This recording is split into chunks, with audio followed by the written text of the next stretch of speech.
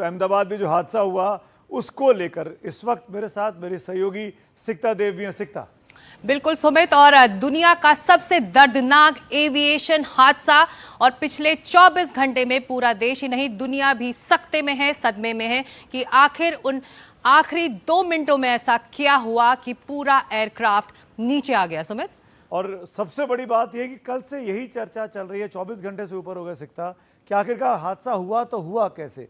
और सब लोग कह रहे हैं कि पायलट ने तो भरपूर कोशिश की इस विमान को हादसे से बचाने की। तो हमने सोचा एनडीटीवी में कि क्यों ना एक्सपीरियंस किया जाए कि पायलट के बीच क्या चलता है जब वो फ्लाई करते हैं। बिल्कुल, और इसी को समझने के लिए एनडीटीवी की टीम कॉकपिट में पहुंची। सिमुलेटर में किस तरह से ट्रेनिंग दी जाती है पायलट्स को, वहां जाकर ये समझने की कोशिश की कि उन आखिरी लम्हों में आखिर क्या हुआ होगा कॉकपिट में। Circuit house. इस दुखद दुर्घटना की सबसे पहली सूचना मिलने के बाद से हमारे जहन में एक ही सवाल जो है वो है कि इस दुखद दुर्घटना के पीछे किस तरह की तकनीकी दिक्कत, किस तरह की टेक्निकल डिफिकल्टी रही होगी जिसके कारण हमने ये हादसा देखा है। आज हमारे साथ मौजूद हैं पुष्कर शेलार, जो कि ट्रेन्ड कमर्शियल पायलट हैं, जो हमें बताएंगे कि किस तरीके से एक रेगुलर टेक ऑफ, एक आम टेक ऑफ किस तरीके से डिफरेंट होता है, किस तरीके से अलग होता है एक तकनीकी डिफिकल्टी वाले टेक ऑफ से। पुष्कर, मैं आपसे सबसे पहले आपसे इस बारे में पूछना चाहूंगी कि एक आम टेक ऑफ में क्या प्रोटोकॉल होता है जो कि फॉलो किया जाता है, और आपका क्या अंदाजा है कि क्या संभावना रही होगी कि जिसके कारण हमने इस तरह का हादसा देखा है।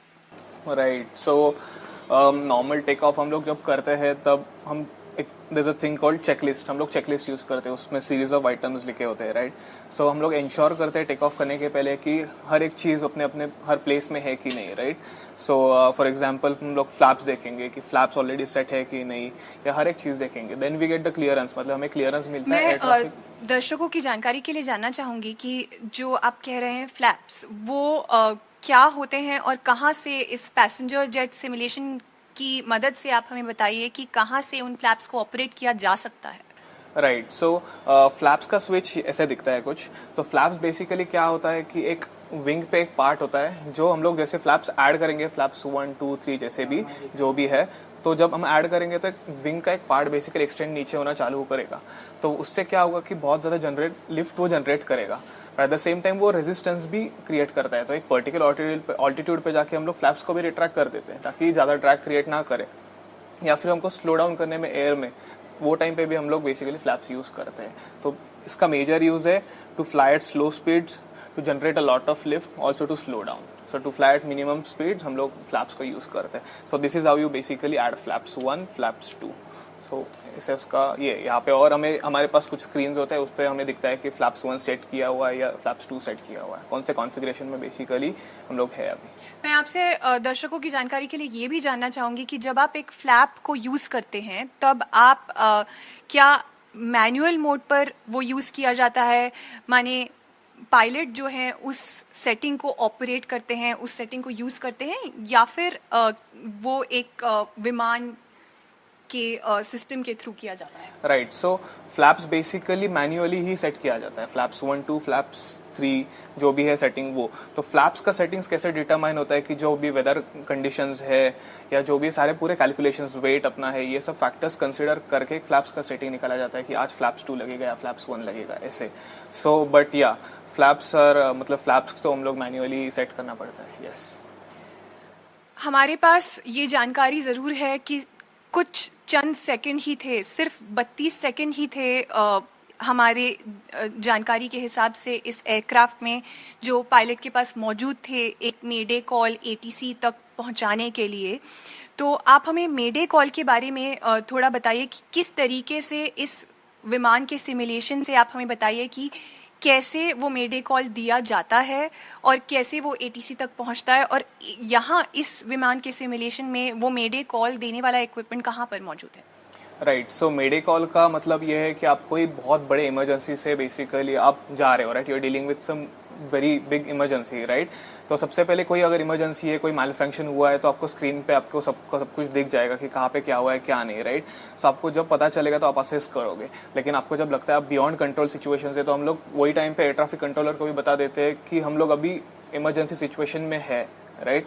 सो हम लोग जब तो बेसिकली फॉर एग्जांपल ये कॉल कैसे होता है कि हर टाइम पे हम लोग एयर ट्रैफिक कंट्रोलर के साथ में कनेक्टेड रहते हैं, राइट? तो जब टेक ऑफ करते हैं तो वो टाइम पे मोस्ट प्रोबेबली हम लोग टावर के साथ ही कनेक्टेड रहते हैं।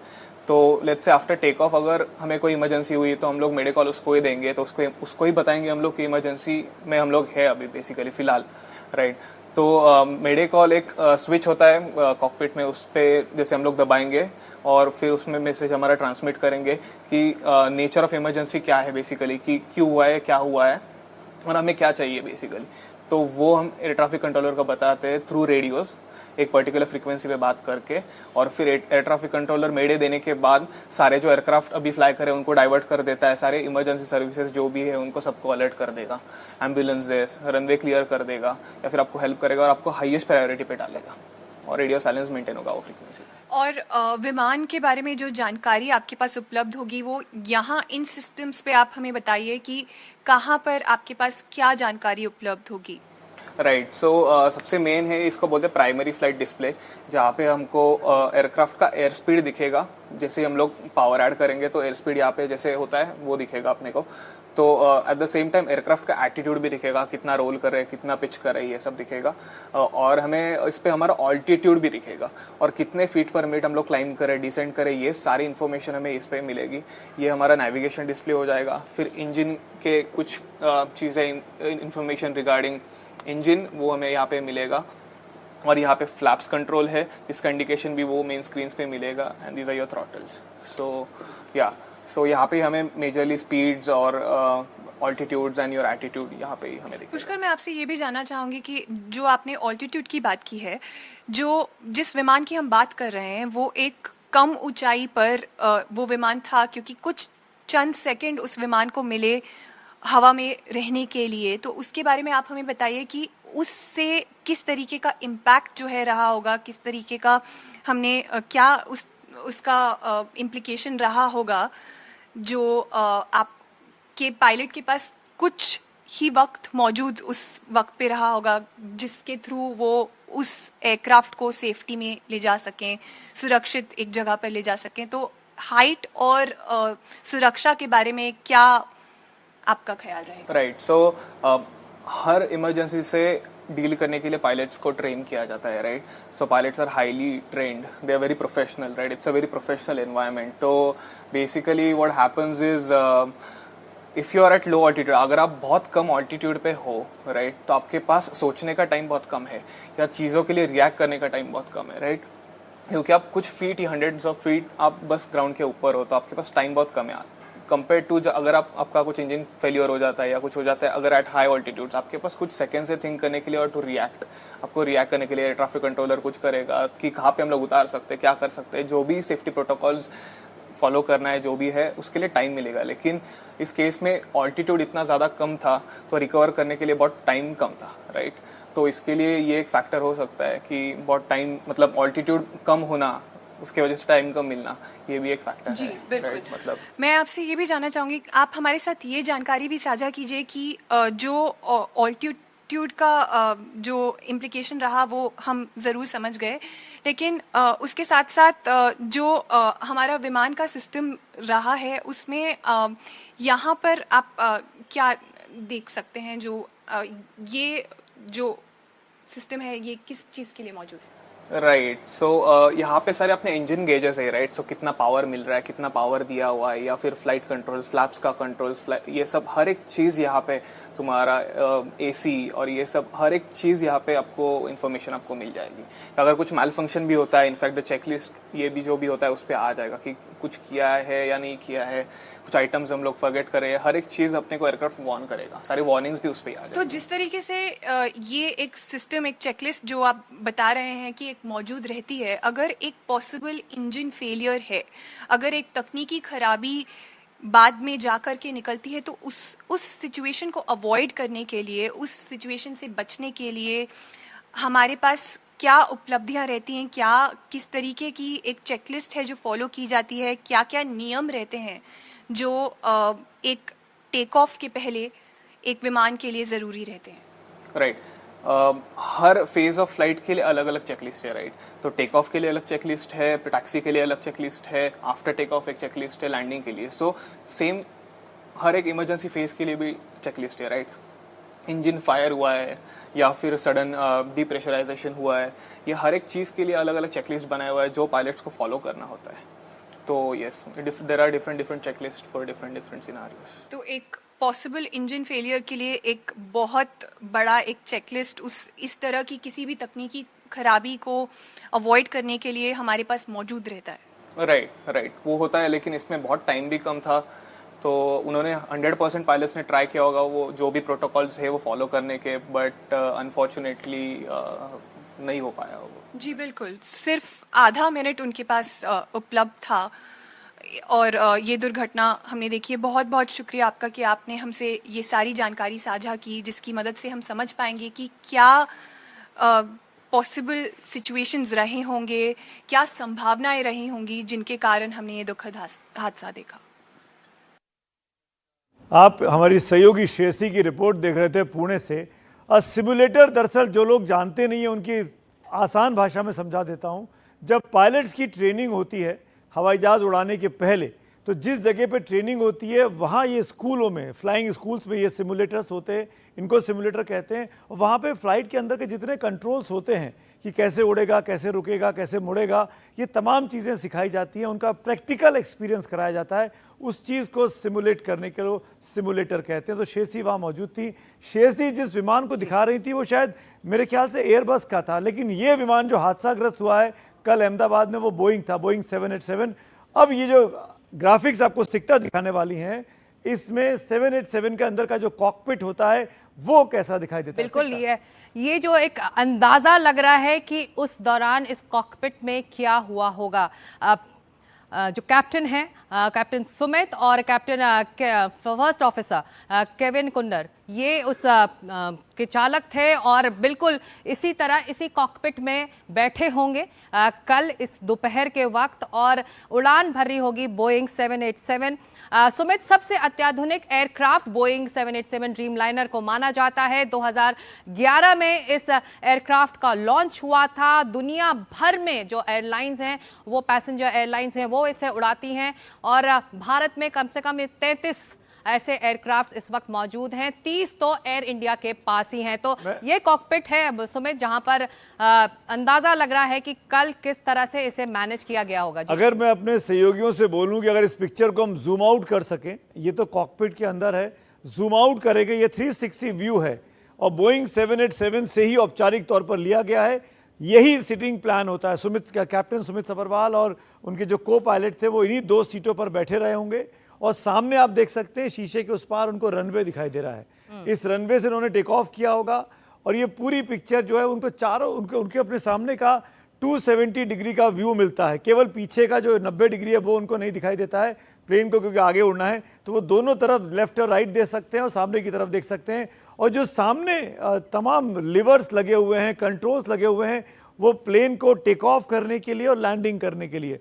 मैं ये स्पष्ट कर दूं, मैं और सिक्ता एविएशन के एक्सपर्ट नहीं है, हम लोग पायलट नहीं हैं, तो हम आपको डिटेल में नहीं समझा सकते हैं कि कौन सा लिवर किस चीज़ के लिए है। लेकिन एनडीटीवी ने इंतजाम किया है कि गेस्ट हमारे पास आएंगे और वो हमको समझाएंगे आके कि आखिरकार प्लेन कैसे उड़ रहा है और क्या दिक्कत आई होगी। सुमित, और अभी कोशिश जो इन्वेस्टिगेटिंग टीम्स की है, जो वहां पर मौजूद है, फॉरेंसिक टीम्स की है, इस दुर्घटना के बाद इस एयरक्राफ्ट का ब्लैक बॉक्स कहाँ है, फ्लाइट डेटा रिकॉर्डर कहाँ है, कॉकपिट में जो आपस में बातचीत हुई होगी उसे जो रिकॉर्ड करने वाला उपकरण है वो इस वक्त कहाँ है, क्योंकि उसी से अंदाजा लग पाएगा कि आखिर उन आखिरी लम्हों में इस एयरक्राफ्ट के साथ और इस कॉकपिट में क्या हुआ होगा। तो ब्लैक बॉक्स जो सबसे अहम है, अहमदाबाद से लंदन जा रहा एयर इंडिया का विमान A1171 Boeing 787 Dreamliner take off के 2 मिनट बाद अहमदाबाद के मेघानी नगर इलाके में क्रैश हो जाता है, और फिर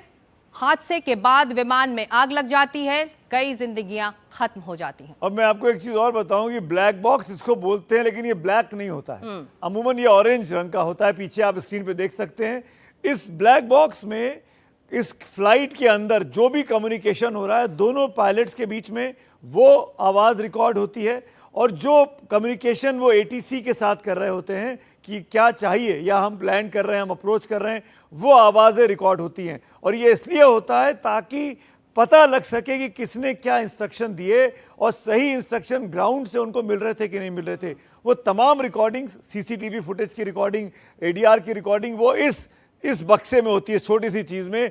और एक बार जब ये मिल जाता है, इसको जब डिकोड कर लेते हैं, इसको जब सुन लेते हैं, तब चीज़ें बहुत स्पष्ट हो जाती हैं कि जब पायलट सुमित सभरवाल साहब ने मे डे का कॉल दिया होगा, मे डे मतलब एसओएस, मतलब अब विपरीत परिस्थिति में अब बचा लो हमको आके, यानी कि इमरजेंसी प्रोटोकॉल तुरंत लागू करिए एयरपोर्ट पर, रनवे में। तो मे डे एक ऐसा शब्द है, फ्रेंच वर्ड इसे कहते हैं, फ्रेंच वर्ड है ये। और जब इमरजेंसी होती है, एविएशन इमरजेंसी, तो पायलट की तरफ से, एयरक्राफ्ट की तरफ से तुरंत एयर ट्रैफिक कंट्रोल को ये चेतावनी दी जाती है। और जो सुमित बात कर रहे थे ब्लैक बॉक्स, लेकिन नारंगी कलर का ये बॉक्स है, और इसके जो कैरेक्टरिस्टिक्स है, गहरे पानी में 30 दिन तक सुरक्षित ये रह सकता है। आप देख सकते हैं ये तमाम वो जानकारियां, इसी को खोजने की कोशिश है। उस मलबे में से गहरे पानी में 30 दिन तक रह सकता है। कुछ ऐसा ही हादसा मेरे तो सूत्र सिकता ये भी बता रहे हैं जो वहां पर मौजूद हैं अपने ग्राउंड पर रिपोर्टर्स अहमदाबाद में, अलग अलग चैनल्स के और स्थानीय रिपोर्टर्स, उनका कहना है कि ब्लैक बॉक्स मिल गया है,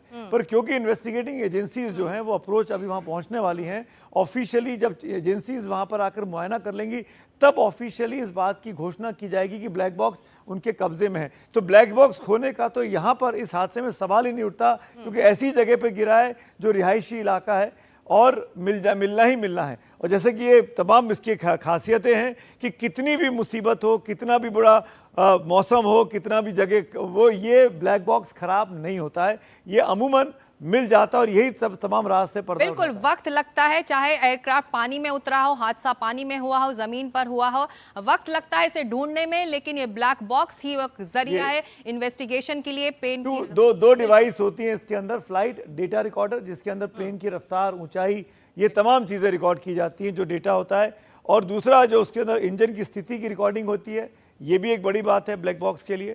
ये तमाम ग्राफिक्स हैं, और फ्लाइट के रूट की जानकारी भी इसी में रिकॉर्ड होती है। जी, और ये जानकारी भी मिल रही है जो मे डे का कॉल हुआ सुमित, और तब एटीसी ने तुरंत एक बार फिर संपर्क साधने की कोशिश की विमान के साथ, पायलट के साथ, लेकिन वहां से फिर कोई जवाब नहीं मिला। वक्त बहुत कम था शायद क्रू मेंबर्स के पास और पायलट के पास। जी बिल्कुल, 32 सेकंड मे डे, और 3 बार बोला मे डे, और उसके बाद शायद विमान क्रैश हो गया।